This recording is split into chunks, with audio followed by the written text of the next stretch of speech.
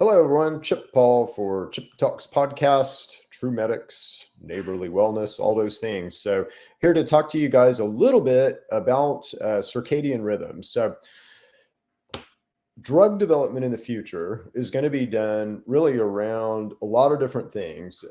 So, if you look at kind of how you work, we all have these major pathways that we set in our body.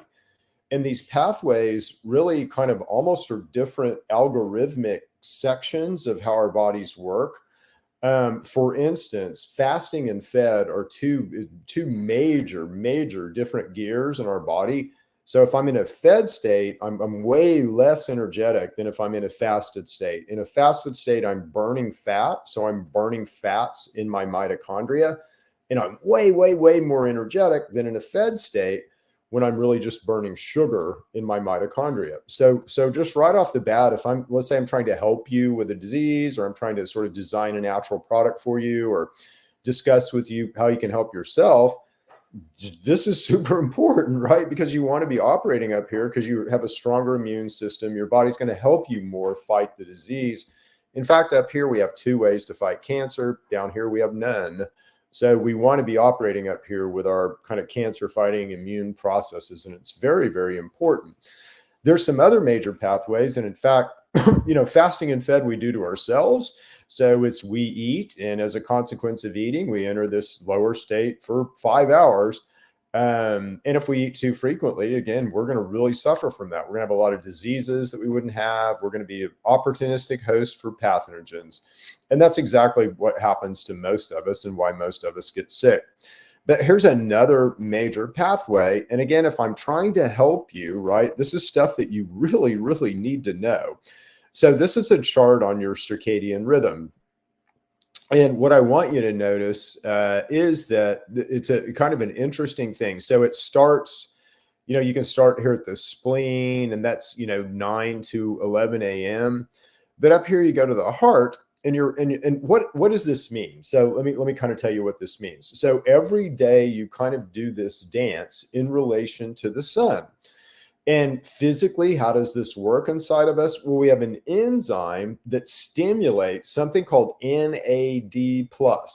And this is what this chart is tracking. So it's like when your body wants to focus on this area to work on it, to repair it, to do whatever it needs to do, it's going to do that at a certain time of day. Okay. Now, here's the kind of scary news is that if you eat during that time of day, that is going to disrupt that process. Okay. So I'll say it again. If you eat during the time of day on this clock, that when your body is trying to repair certain things, it's going to disrupt that process. Okay.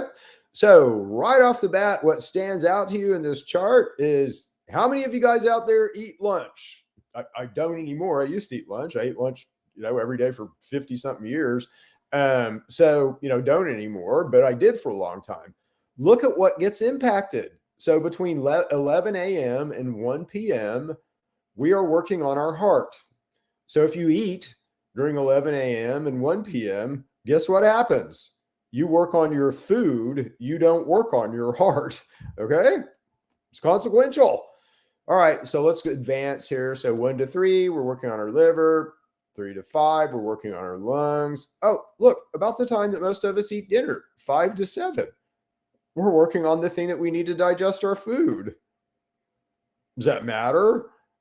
Yeah, I'm going to say it does matter. I don't know that there's a study there yet, but just logically, that seems to matter. So, I don't really want to kind of I don't want to eat during when I'm working on things. And then some of us eat a little later, 7 to 9, that's where we're working on our stomach.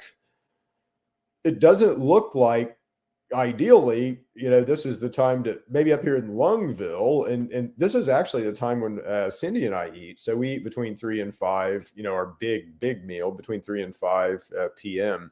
So, that might be good. And again, there's no study here to say when's the right time to do things. I'm just bringing this up as logic or kind of interesting stuff.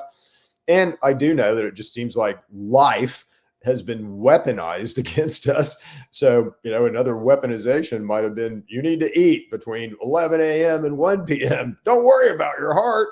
Yeah, that. Okay. So, and you can kind of, go around this wheel and see when you're working on things. Interestingly, metabolism, we kind of work on, the last thing during the thing right before midnight. And this is an important, aspect of how we can't talk today, run. So all this to say this. So again, there's these major pathways in our body that we don't want to fight.